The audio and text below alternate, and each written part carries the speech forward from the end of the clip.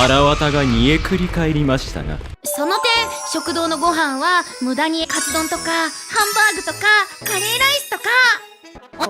ちなみに次期姫宮家の当主としての自覚を持ってもらうために少々厳しく接して。またサーカスみたいに危険な仕事とか。思い出すだけで冷や汗が出てきた。本当にお弁当をお召し上がりください。少し落ち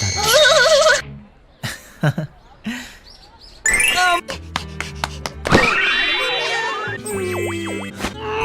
メイジング！何に入れましょう。フレシアをどうぞ。